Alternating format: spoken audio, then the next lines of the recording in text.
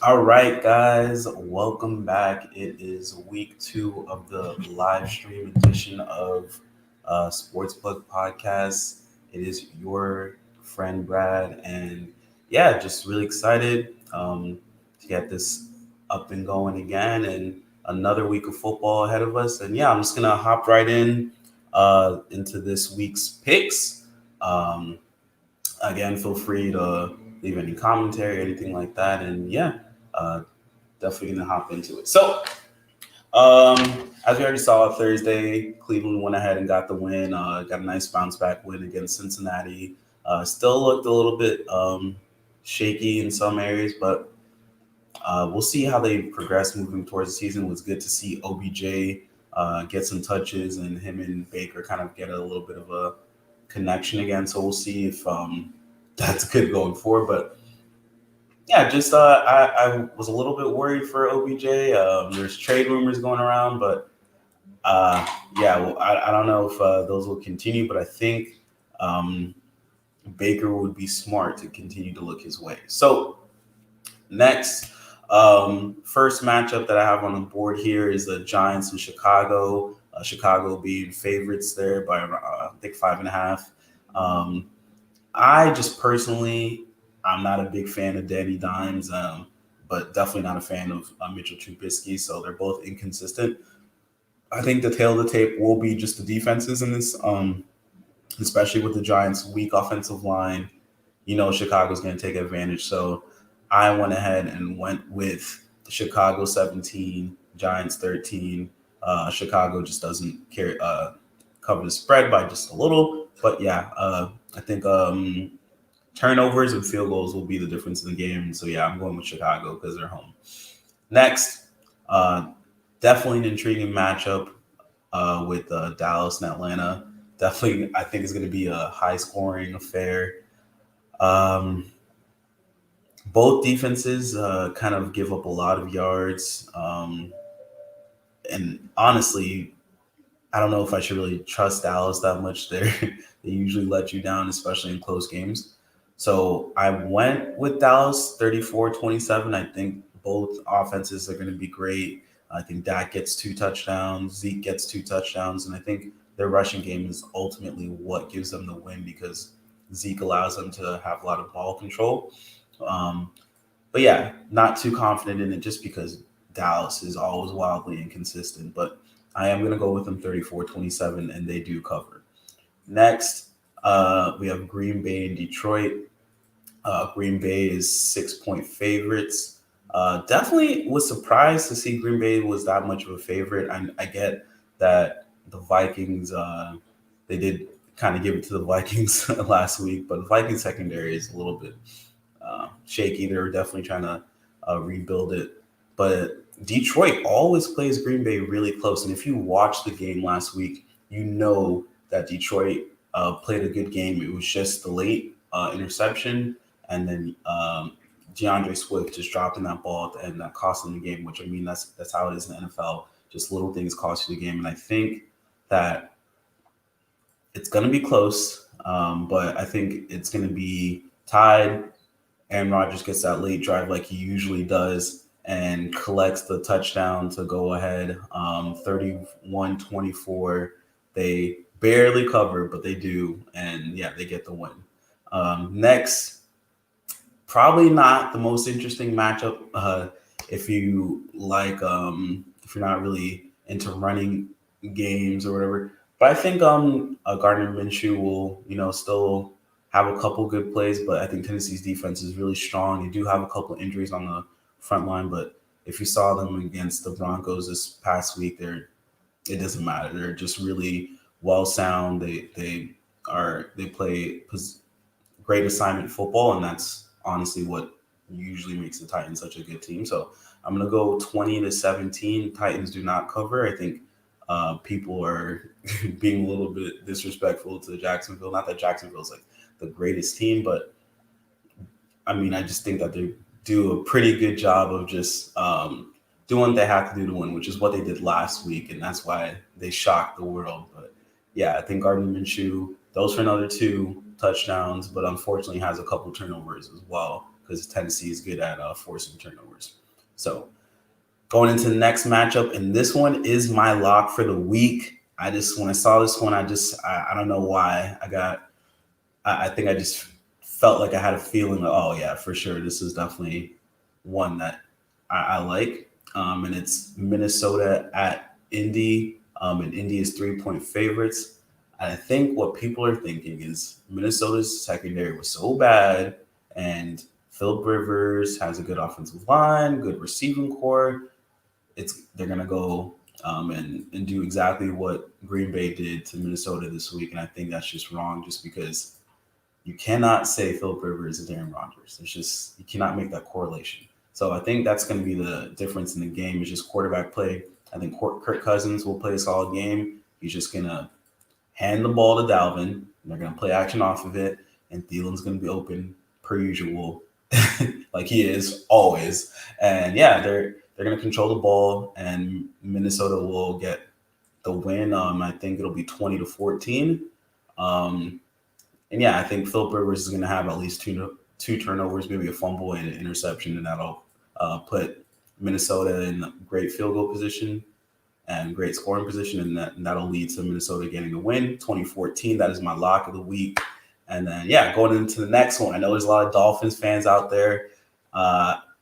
Yeah, I'm not picking the Dolphins this week. It's Buffalo at Miami. Although I will say the 5-point spread is surprising to me, just because I think they're giving the Bills a little too much credit for beating up on the Jets last week. Let's just press the brakes a little. Yes, the Bills have a great team this year. They're looking like the favorite for the AFC East. But relax. Like, there's just no way they're gonna blow out the Dolphins like this. It's in Miami. Trust me, I'm looking outside right now. It's hot. It's scalding hot. I have no desire to go outside, let alone go play a football game. And yeah, trust me, it's gonna be a lot closer than you think. And yeah, just with the AFC East in general, you know how it goes. Like, one week you could blow out the Jets, and next week you could somehow beat the Pat. It's just the AFC East is just wildly inconsistent. So I think it'll be a close one. I think there's going to be turnovers on both sides. Josh Allen is going to be, I mean, not that he was that consistent last week, but he just wasn't terrible. And I think he's going to be average this week. So it'll be 2017, Buffalo. They don't cover. Next, and we have San Francisco going to New York to play the Jets. Jets have a lot of injuries. Le'Veon Bell's out. Jamison Crowder's out. Yeah, I don't know how they're about to play this game, but San Francisco does not have Kittle, so give and take, and no Deebo Samuel, so you're going to look towards a rookie, and I think Kendrick Bourne is also going to be starting, so it'll be Kendrick Bourne and Brandon Ayuk. For those who have him on your bench in fantasy, really tempting to possibly play him. And absolutely no 0-16 team. We'll at least split the series with the Dolphins. So absolutely no to that comment. But yeah, just going back to the pick, I think San Fran is 7-point favorite. So safe to say I'm pretty sure they will cover this one. I'm gonna go 24-7. It's gonna be hard for the Jets to score, especially not having Jamison Crowder, which is basically Sam Darnold's outlet. So you're going to be relying on Rashad Perriman, who's been hurt recently, and Denzel Mims, who also was hurt with the hamstring. So a lot of hurt players on the Jets who are already looking like a team that wasn't destined to do much this season. So yeah, I'm going to go safely and pick 24-7 San Fran. And Jimmy G's never lost 2 games in a row in his career so far. Not that he's had a long career, but still. Next, basically a pick'em game. But they did give the 1-point favorite to the Rams, and it's the Rams at Philly. I will say this might be the hardest game to predict on the whole schedule this week, mainly just because I'm just unsure of kind of both teams. I mean, the Rams did look dominant against the Cowboys, but it's the Cowboys, so you can't really take too much from that. But I went with the Rams to cover by 17-10.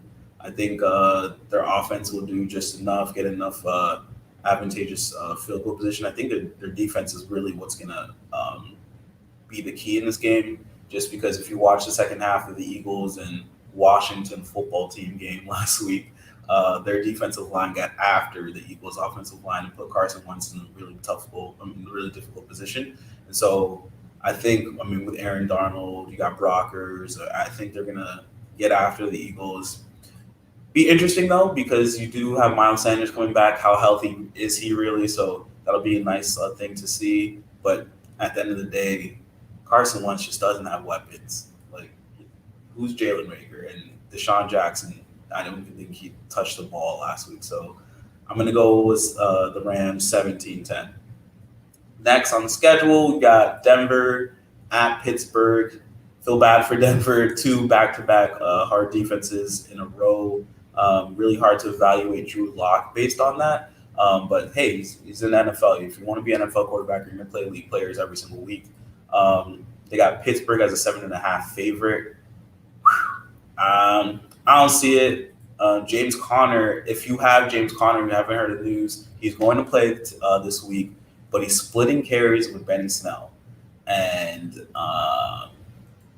same thing with what I said about Mark Ingram. You can apply it here with James Conner. The writing is looking like it's on the wall. He's injured way too much, and Benny Snell has just been, as of recently, he's looking like he's ready to take over that number 1 spot. So if you have James Conner in fantasy, if you're in a good league, Benny Snell's already gone. But if for some reason you're in a league with people who don't watch TV or care about sports, but somehow are in a fantasy league, like a work league, go pick up Benny Snell immediately, because I'm pretty sure in the near future he's going to start taking over the majority of the snaps, especially because James Conner will probably get hurt. Let's just be honest.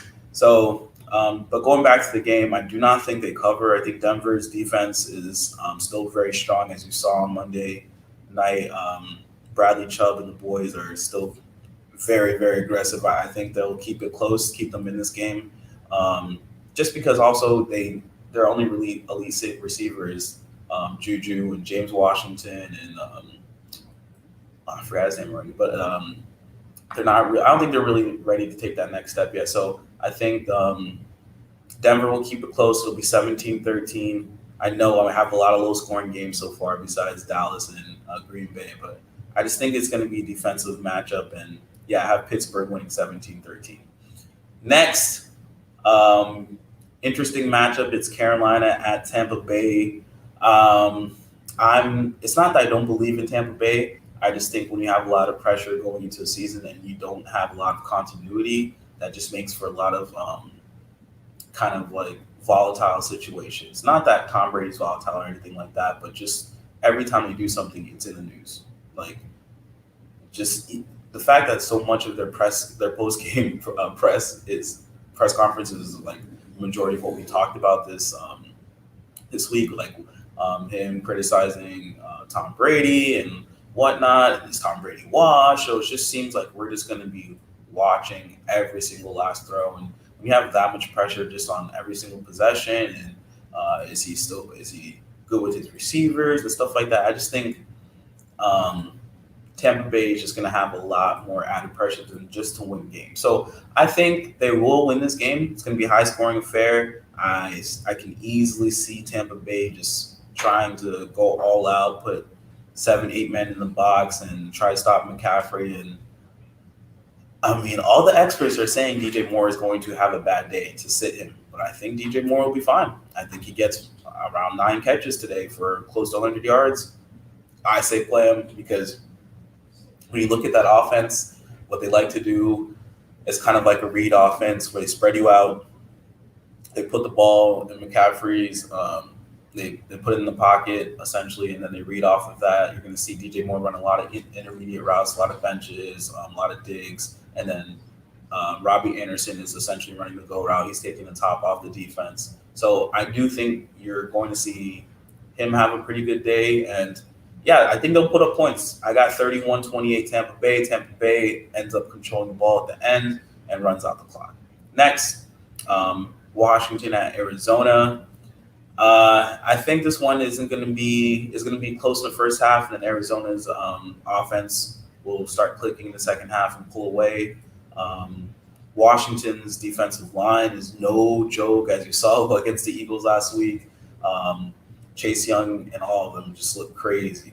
I don't even think you can double any one of them because they're all pretty elite on that line. The only problem I have is with their offense. You can't win with one weapon. I mean, you have Gibson, this is his first year, and then you have Terry McLaurin, who looks like he's going to be a stud. But I just do not think that, you just can't win a game with having one receiver. That's a good question. That's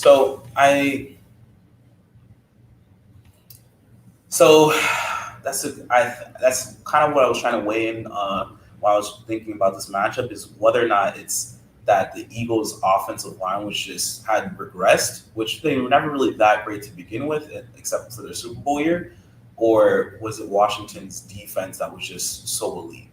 I think their defensive line is elite, which helps the back end of their defense. They don't have Josh Norman right now, but they do still have Landon Collins. And I think just their front four just being so good and putting that much pressure on your quarterback, that leads to, having to get the ball out quicker, which helps your defensive backs. If they don't have to guard for more than 3-4 seconds, and they can be more aggressive, which is what I think is why the Redskins defense, I don't want to say it's elite, but I will say it's in the better half of the 30. That makes sense too. So I would say probably top 15 or so. But I think just the Cardinals, they already won against the 49ers front, and if they can handle that front, I think they'll be able to handle the Redskins front. I think Kyler has a pretty good day. They put up 27 points, and I have them going 27-17 over Redskins. I think Dwayne Haskins is going to get the ball away a couple times. Let me see it. I'm betting Seahawks +4 and Panthers 8.5 parlay. Ooh. So I'm going to tell you my Seahawks pick in just a second. So stay tuned for that question, Jack. Next is Kansas City at LA. They have the line being 8.5. I really, really, really want to say the Chargers will keep it close, but if you just use kind of like the transitive quality just of teams that have played already, and you're really not supposed to do this because every matchup is different, but the Chargers played the Bengals close, Bengals played Browns played, it just seems like, and then if you weigh in that the Ravens absolutely demolished the Browns, and the Browns and the Bengals had a close game, and then you just think, okay, so how are they on the same level? I just don't believe the Chargers have enough offensive firepower, and that's where it's getting to at this point with playing against the Chiefs. If you do not have the offensive firepower, just good luck. You just can't beat them. Either that, or you need a ridiculously elite defense. Without Derwin James in that secondary, the Chargers don't have an elite defense. They have an elite defensive line. You can't argue that with Ingram and with one of the Bosa brothers. They have an elite defensive line, but you just don't have the necessary secondary. And they do have it at corner, but just the back end of that secondary with Derwin James, who was a signal caller for them, I just don't see it happening. I think the Chiefs it's going to be close. I think at the first half, it'll probably be 20-13 going into half. And then, I think the Chiefs win is going away. 18 points is my spread. I got 31-13. Chiefs just roll them in the second half. Next game, very interesting matchup quarterback-wise, but just as overall teams, not really a matchup. It's Baltimore and Houston. The reason why this game is getting a lot of buzz is obviously just because of the two quarterbacks. And if you're a bettor, someone who bets a lot, the overall point total. People are just kind of figuring out whether or not they should go over or under. I think it's 52. So if you're thinking about it mathematically, that just means both teams get around 26 points. Do I see Baltimore scoring 26 points against Houston's defense? 100% yes. Do I see Houston scoring 26 points? No. So then you got to weigh in, okay, do they score 30 points? So personally, I have Baltimore scoring 34. They put the brakes on the second half, and then Houston might score a late touchdown, which puts them around like, because I would usually put them around 10 points, but I think they're going to get a garbage touchdown, which makes them around 17. So it'll be 34-17. Quick math, that's 51. And of course, Vegas, because being the smart people that they are, put the point total at 52. So, I'll go 34-17. I think they're a little bit under the point total, and Ravens win a convincing one per usual. And then you're just wondering who can stop Lamar again. We'll see if it works in the playoffs, but this is only week 2. And then Sunday night, um, this is where I have my say less player of the week in Russell Wilson playing. And I guess just from my pick, you can assume who I have winning, and that is going to be Seattle over New England. They are 4-point favorites. And to answer your question, Jack, I do not have them covering. I have Seattle winning, but not covering. I have the score being 24-21. I think Russ has a good game. I'm going, 2 touchdowns, over 200 yards. They move the ball pretty well. The problem is, I think New England is going to have a pretty good game. They're going to keep it close. Their defense is they're just sound. They're assignment football ready. That's how they are. So it's gonna be a close game. I go 24-21. The kicker is, I think, Seattle's down 21-17 on the last drive, and Russell Wilson does the right thing and they run the ball in for that last one, we'll see. But I think that they win on a late drive and go up 24-21. Cam gets the ball back with too little time, and that's how it ends. So I'm gonna go 24-21, which puts Seattle up by 3, which barely makes them miss that spread. So I would go. So yeah, I don't know how I would go with that. Probably I do like that you think the Panthers are going to have a closer game. I think so as well. But the Seahawks I think it'll be closer than you think. Um, and then lastly, the Monday night game is New Orleans at Vegas. New Orleans is 6 points favorite. No Michael Thomas, which is going to be interesting to see kind of how they adapt to that. I don't know. I'm not totally sure. I don't think we've ever really seen the Saints really without Michael Thomas in the past year or so, or 2 years. This guy's durable. He's pretty durable. So it's going to be whether or not Hayden coming in hot.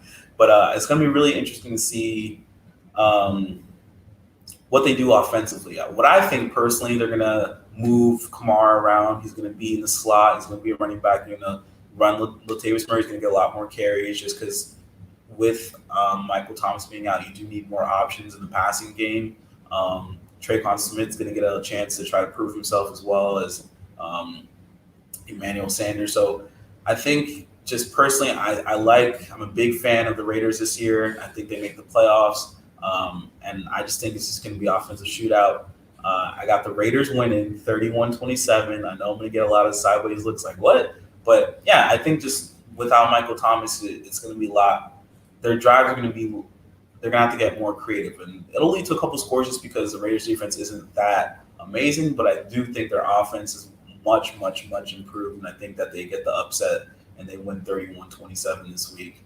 And yeah, I'm going to take a 2-minute little presser. I know you guys are probably getting ready to get ready to watch the game. So refill your drink if you need to. I'll be back in just 1 second.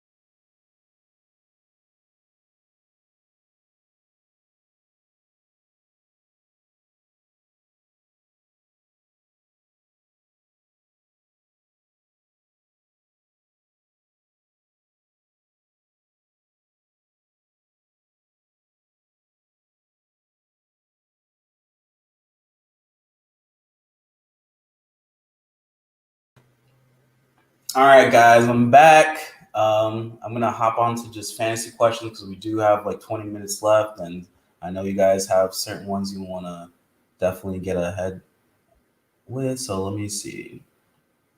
Let's see. Okay, so we'll go with Chad's first. Um, Hines or Taylor? Who's Taylor? I'm gonna need a. I'm assuming you mean Jonathan Taylor, Chad. And Miles Sanders or Malcolm Brown. I think I'm gonna go with Jonathan Taylor, just because he's gonna have. I think he's gonna have a little bit of both. He's gonna have some receptions like he did last week, and I also think he's gonna get the goal line carry. So I definitely would go with Jonathan Taylor. Next, um, that one's tough because the Rams really did give Malcolm Brown the ball a lot. Um, and we just haven't seen how the Eagles are going to use Miles Sanders this year. So, hmm. And the Eagles defense did look a little bit more bend than brick. So I think I would lean towards Malcolm Brown until I see how Miles Sanders comes out this year. I think just honestly because the Eagles don't have that many throwing options, I would go that the Rams defense is going to key in on Miles Sanders a little bit more. So I think I would go Malcolm Brown. Although it is tough to go against Miles Sanders, I think I would go Malcolm Brown. I think he'll have, I think 2 touchdowns this one. What we got?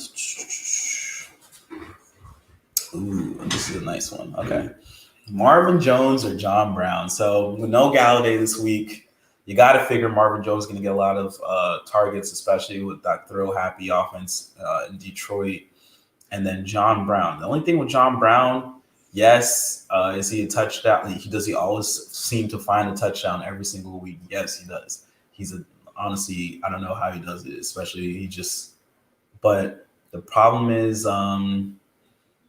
yeah, he's kind of like the second or third option on that team. So yeah, Stephon Diggs will get a lot of the attention. But if you're just going just by numbers, like if you're just he's going to get such and such amount of targets, so therefore he has more opportunity. You got to go with Marvin Jones, even though sometimes he can be annoying in fantasy. But I think this week, with no Galladay, you got to go Marvin Jones. And then next. Will Mark Ingram get a point? He's leaving my line. Yeah, I'm. A funny thing to make a long story short, had a weird trade in our fantasy group where Dobbins got traded for Pat. Well, whatever. It's a long story. Point is, it's ended up kind of being a little bit serviceable because J.K. Dobbins is starting to take Mark Ingram's job. I think Mark Ingram, just because of the nature of the team that they're playing against, which is Houston, will get some points this week. I think he'll get close to double digits. I'm assuming it'll be around 9 or 10. But even then, I think just because the way JK came out in week 1, that he's going to start to get even more and more volume. And so if you don't have a viable backup, then I guess you have no choice to start Mark Ingram. But if you have anybody who's getting any sort of starting position like carries or anything like that, I would just go with them over Mark Ingram currently, just because, yeah, I think J.K. Dobbins has his job. Yeah, and then next, I was going to touch on some of the fantasy lineups that. Oh, so that's one I got was about Le'Veon Bell. So just because I'm a Jets fan, they were asking me if they should start P. Ryan or Frank Gore. I think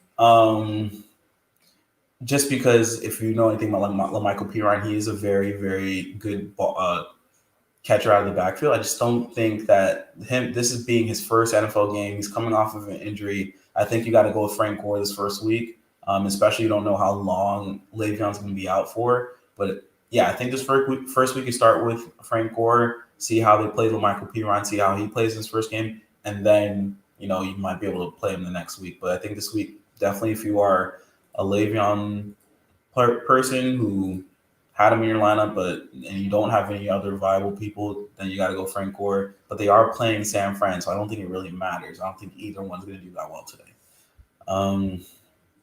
Next, okay, Calvin Ridley or Julio. Ooh. I think they're both going to get a touchdown this week. So at that point, you're just going with who do you think has more catches. I say Ridley. I think they're going to put a safety over Julio, which I don't blame them. Their secondary is not that great to begin with. And I just saw his comment.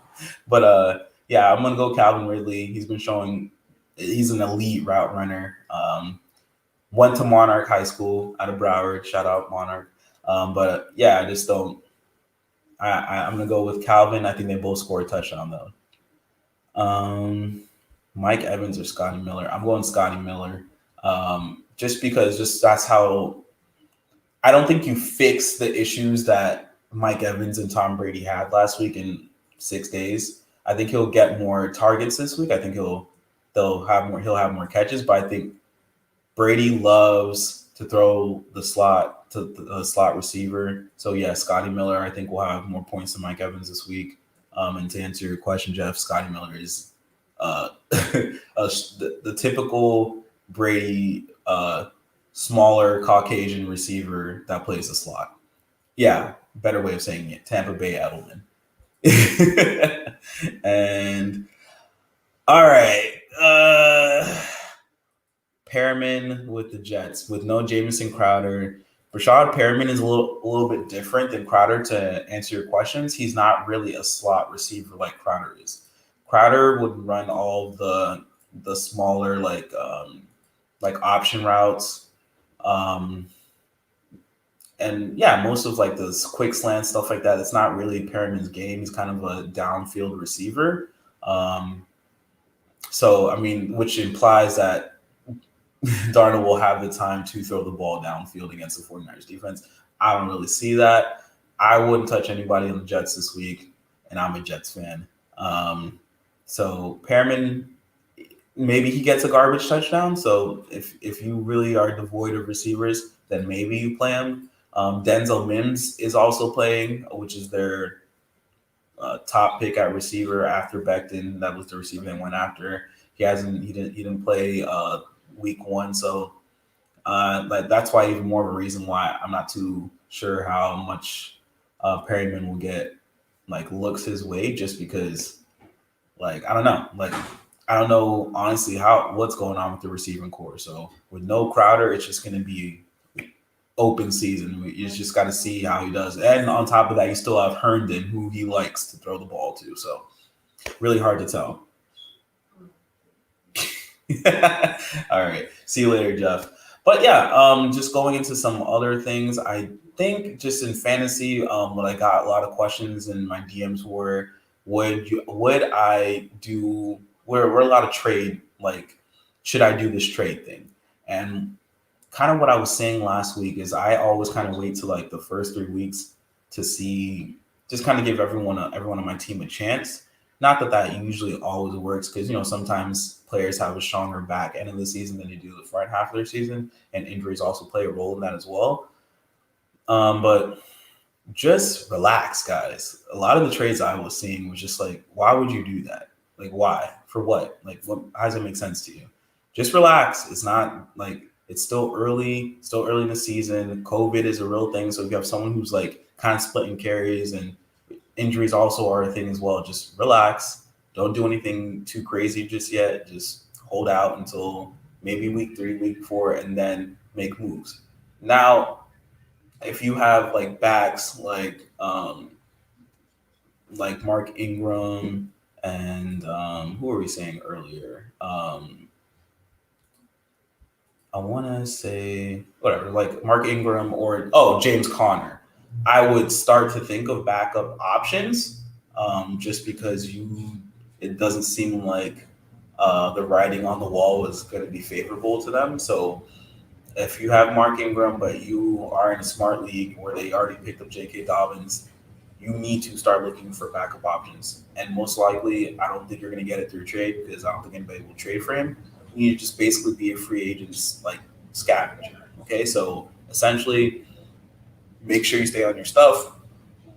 Um, Trust me, there will be an injury, there will be something, and if it's towards the running back position, or if you see someone pop during the game, you got to go scoop them just because that if you have one of those backs in your starting lineup and you don't even know what type of production you're going to get from them on a weekly basis, you got to move on from them, especially if you have Mark Ingram or James Conner. And I know it sounds like I'm getting on James Conner or both of them, but it's just more of like you don't really have that possibility of waiting for them to get their production back if they were to get it, if that makes sense to you guys. Like, say Benny Snell teeters out and he's not really the number one back. Well, over the next couple of weeks, he's going to still take carries away from James Conner just because they are trying to see if he can be that. So, just in general, you got to be looking for backup options and just looking prospectively down the road in fantasy. You can't win the full fantasy in 1 week. So, yeah, just looking at it that way is probably the better option. And then, yeah. Any more questions for me, guys? We still got around 10 minutes or so.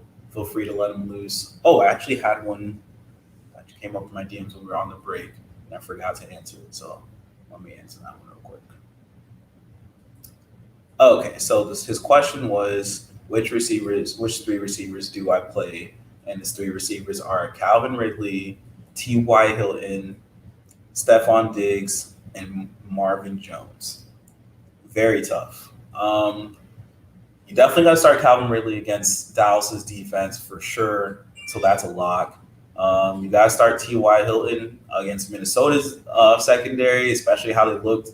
And maybe it just could have been just because Devontae Adams is just that dude. So it's hard not like. Of course, he was going to tear apart any sort of secondary. But yeah, I think T.Y. Hilton could have a good game against Minnesota's secondary as well. It's just a matter of it's all on Philip Rivers per usual, and then between the other two, Marquise Brown, he has Stephon Diggs and Marvin Jones. I think I'm going to lean towards Marquise Brown just because Houston's defense, I mean, they did not look good at all. So I would go Marquise Brown, Calvin Ridley, and T.Y. would be my three that I would go with in that situation. So, any other questions, guys? Ray, I see you said, yo, what? What's up? I got three only for fantasy. Cooper Kupp, Hollywood, Juju. Let me put this up. Got Cooper Kupp, Hollywood, Juju, Mike Evans. I would just go.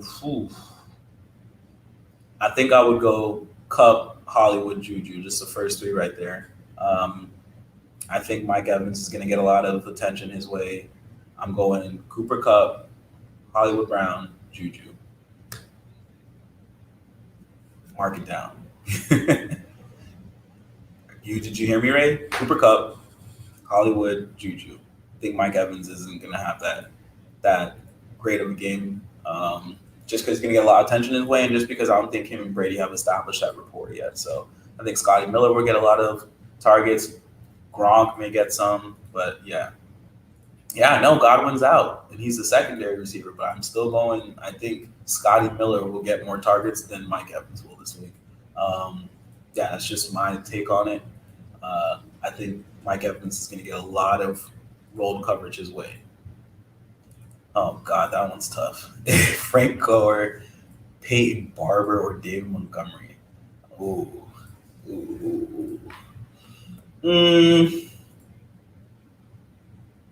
I do not like the first two at all. I don't mind David Montgomery this week. Are you saying pick one or pick two, Chad?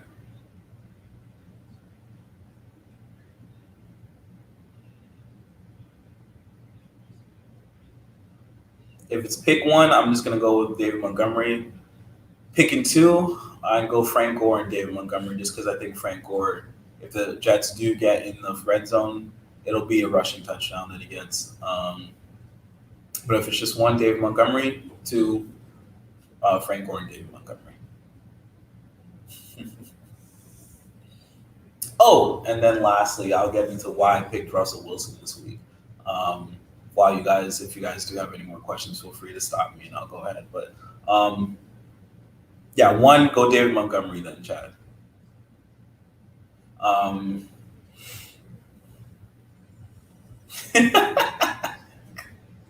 Yeah, if your team, if you had to pick between two or three of those or two of those, I would say yeah, that's a problem. So that would have sucked.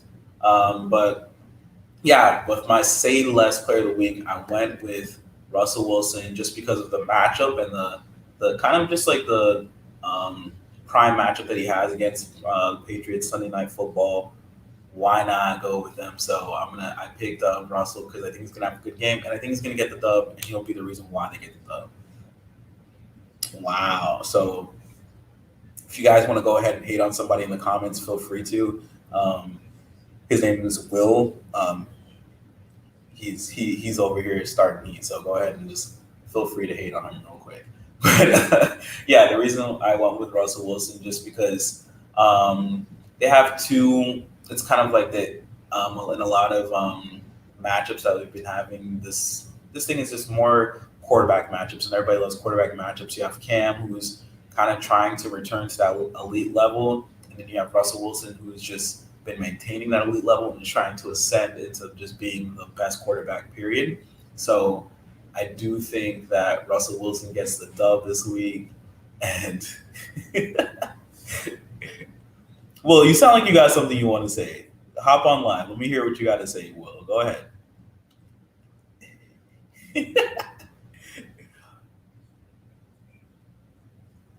Come on, Will. I'm waiting on you. Go ahead and start the fire.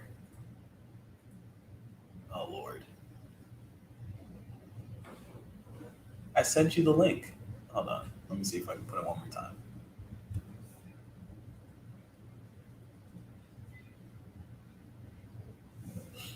But yeah, just I think this is going to be an interesting week. Mainly just because we have a lot of matchups where you have good defenses going against each other, and young quarterbacks going against good defenses. And then lastly, we have a lot of matchups where we have two high-powered offenses just powering up against each other, whether it be New Orleans and Vegas. You got Houston and Baltimore, Kansas City, and I wouldn't say the Chargers are a high-powered offense, but you get what I'm saying. And then Tampa Bay and Carolina, which is like McCaffrey versus up. Guys, I apologize for everything he says in advance. I'm so sorry. Oh, God. Okay, so here we go. Hi, everybody. Friend of the show, Will Coughlin. And great win last week. Where's Jeff Silverman? He hopped out to go watch the Chelsea game. So oh, my God. Can't invite him this week. Sorry, he's not going to allow you to upset him. So go ahead and say what you got to say. I already said it. Fins down. I told you guys, Cam MVP, showing it. Pats are looking good. Oh. Sorry. So does that mean that you think they're going to beat Seattle? Be honest with yourself. Be honest.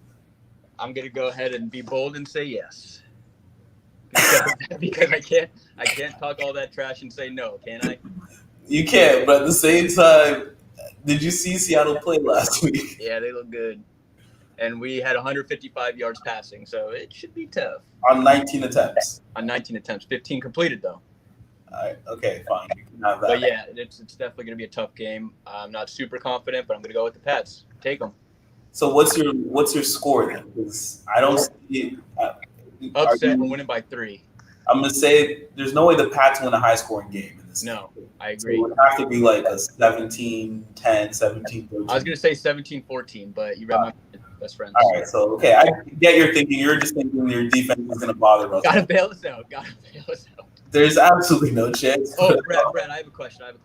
Go ahead. Kind of related to the Patriots. So I got Chris Godwin. He's out. Right? So I got Lockett against the Pats. But why didn't you get Scotty Miller? Huh? Why didn't you get Scotty Miller? I got him, and then I dropped him, and then when I went to get him again, he was gone. Oh, I got him. Oh, great. So do I get Lockett against the Pats? I don't think Gilmore is going to be covering him. I think he's going to be with DK. Or do I go Emmanuel Sanders against Las Vegas with no Michael Thomas? You don't think J.C. Jackson is guarding? He'll try his best. I think he's no they put on actually who's stronger? I think Gilmore is going to go on DK because he's gotta. And then Lockett's just going to be eaten from the slot. I think. I don't know. But then, I mean, Michael Thomas is out. Emmanuel Sanders. Who else is the receivers at the Saints? Traquan. Yeah, but I mean, I don't know. What do you think? It'll either be it'll be Traquan, Jerry Cook, and I think people are missing this. They're just going to put Alvin Kamara in the slot. Stop playing with your thing, your mic. But you're thinking Lockett? I think Lockett will probably be the better one. I don't feel comfortable saying that just because it is the Pats defense and they're just going to play assignment football. I think they'll roll the coverage over to DK. Actually, what they'll do, they'll just leave him on the island against DK, and then they'll make sure that Tyler Lockett doesn't take the top off their defense. That's what they're just going to try. Speaking of tops off, my top is off. Can you give me 3 seconds so I can show you my New Jersey? Okay, 3 seconds. Okay. This guy. Oh, no, don't start this with the Joe Burrow top 10 quarterback thing. There's absolutely no chance Joe Burrow is top 10 quarterback. He's played 2 games. The reason why I say no is there we go. Sam the man. Okay. It's only been 1 game. Relax. I don't like the Whites too much, to be honest. Yeah, I don't like them. Keith likes them. Who cares about Keith? All right, well, thank you for being a friend of the show and for your great talking to you. Sorry I was late. I was drowning in the ocean. I tried to go surf, did not work. Almost threw up salt water. All right, good luck to your team, but not really. I hope they lose. Bye. All right, so to answer the question and close out the show, essentially, it's almost 12:50. I do not think Joe Burrow is the top 10 QB just yet. Yes, does he show a lot of promise? 1,000%. I like how his mentality is. He's definitely already a leader for that team. I just can't I can't go there yet. I'm one of those where I'm a wait and see type person. And just to name off like quarterbacks that I would take over him, I would definitely take Deshaun. I would definitely take Russ. I'll definitely take obviously Pat Mahomes, Wentz, and don't even question me about Wentz. Wentz is definitely a better quarterback than him currently. He's just injury prone. Dak. There's a lot you would take over him just because he hasn't ever been put in a really pressure-packed situation yet. We haven't seen him have to have a game-winning drive yet. We haven't seen him in the playoffs. There's just so much. You just can't put him immediately ahead of half the league already. You have to wait and see how he does, especially when he does start to get more weapons around him. Not that he doesn't already have them. He already has Tyler Boyd, A.J. Green, Joe Mixon. So it's just they need an offensive line around him. So how right were my QB rankings in 2000? Josh Allen, Baker Mayfield. So Hayden, my question for you, actually hop on live. Click on the link and you'll be my last person for the day. We'll quickly try to go over this. If you can go on live. I don't know if you're at the Browns. I don't know if you're at work right now. Kirk Cousins. What's your question about Kirk Cousins?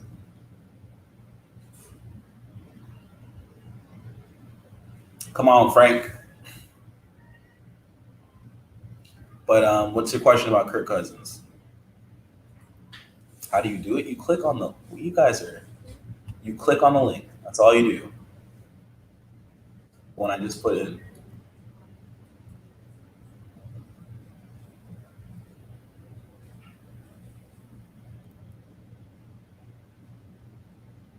Oh, your question, like you were saying, Kirk Cousins, like, would I take him over? Yeah, I would take Kirk Cousins definitely over Joe Burrow currently. Kirk Cousins beat the Saints last year in the playoffs. All right, got Cleveland's very own. So what up? So I have to stop this other one. Okay, now we're good. Okay. What's up? What was your rankings then? Josh Allen. Okay. Baker Mayfield. Sam Darnold. Okay. Lamar Jackson, Josh Rosen. So you're wrong then. So Lamar is clearly one on that. Lamar is one, but then the rest are perfect. Yeah. I don't know who's worse between Sam and Baker right now. Oh, come on, that's not even close. What do you mean? How is it not close? They're both bad. Sam Darnold's worse. Definitely. You can argue Baker Mayfield's had a better team around him. Who is Sam Darnold? That's true. Okay, that's true. That's what I guess my point is that everybody had Sam Darnold over Baker Mayfield, over Josh Allen, over everybody. Your boy is not very good. He's not, but it is also just in his defense. It's hard to evaluate him just because the Jets. It's like they refuse to give him any sort of offensive line or his best. Why get rid of Robbie Anderson? That's what I'm saying. His best receiver he's had has been Robbie Anderson. So they need help. Frank Gore though. Frank Gore. What is he gonna do? A stud. He's always been a stud. Here's a question for you. How does FSU's head coach get coronavirus? I couldn't tell you, man. Can they fire him already? Nah, I still think he's a good coach. It's just Willie Taggart got the boot pretty quick. It's probably time to move on. They need Chris Ricks or something. It doesn't help that looked as good as it did yesterday as well. So that's always great. Well, that's just De'Aaron King, though. You think so? Yeah. I think all you need is a quarterback. I think Manny's done a great job of just he did. Yeah. Both fronts, like both offensive line and defensive line, look. What did you see? What did you think of my picks today? I gave you the picks, right? No, you didn't give me your picks. Yeah, I did. Steelers win. Oh, you mean at the beginning? I was talking. I pulled them up. Steelers win big. Really? Yeah. I think I don't know if I like.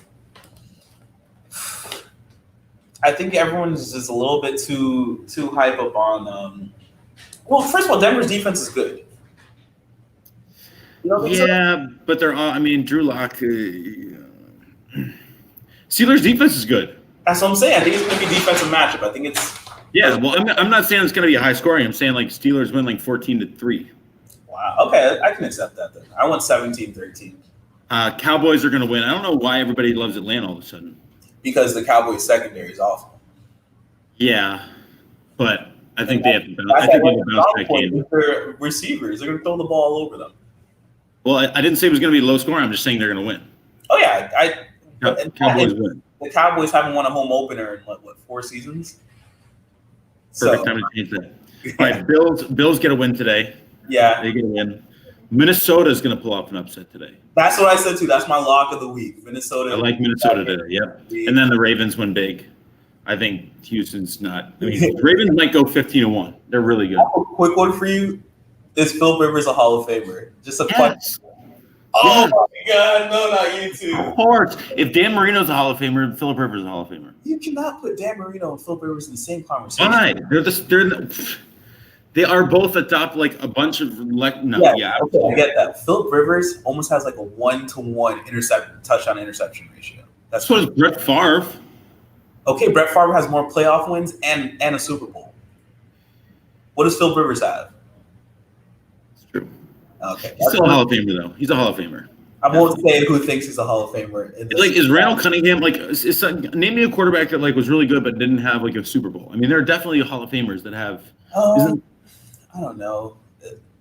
Obviously, the one you can think of is Dan Marino, but yeah, but he also had a lot of playoff wins. He got to the AFC a bunch of times. That's true. Got there, and I mean, his closest comparison was Eli, but Eli also has 2 Super Bowls. And look at the pushback Eli got is he going to be a Hall of Famer? Why he led the league in picks like 6 seasons, but who was second in picks those seasons? Philip Rivers.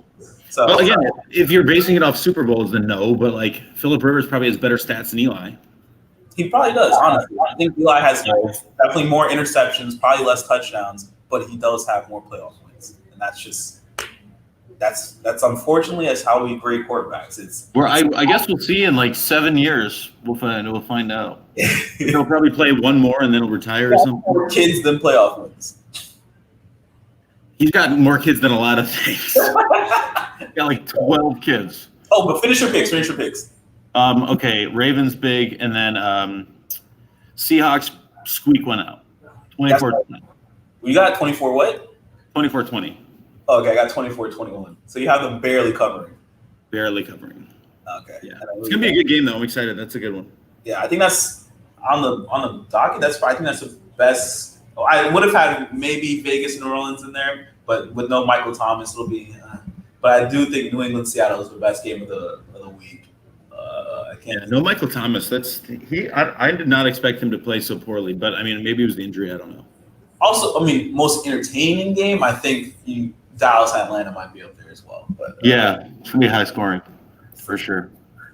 All right, big dog, go get him. Enjoy your Sunday. Great to see you. God bless. Thanks for tuning in. I'll let Hayden be the last one. Appreciate all the support. Lots of stats, no reasons. Oh, Warren Moon. Okay, fine. But Warren Moon, and I hate to bring this into this, you have to think about he also had a lot of stats in CFL. So I think they gave him kind of like a longevity thing, Chad, as well. Because had they let him in sooner, who knows what he could have done with those first 4 or 5 years in the NFL. So I think that was kind of like the thinking behind that. There was a little bit of, social aspect to that as well, because they didn't really consider him to be a NFL quarterback for whatever reason or not. But I think that's kind of the aspect they added to why he was a Hall of Famer. But on that note, guys, it's 12:57. Thank you guys for joining the live. Tune in next week. We're going to have a lot more content for you. I think we're going to just change gears a little bit. Obviously, I'm still going to do fantasy, so don't worry if you have fantasy questions. But I'm just going to do a little bit, have a little bit more different topics just to, change things up. Got to keep things different. But other than that, that is week 2 for you guys. Podcast is going to be out. And yeah, have a good week. Go Jets, even though we're probably going to lose. But peace out.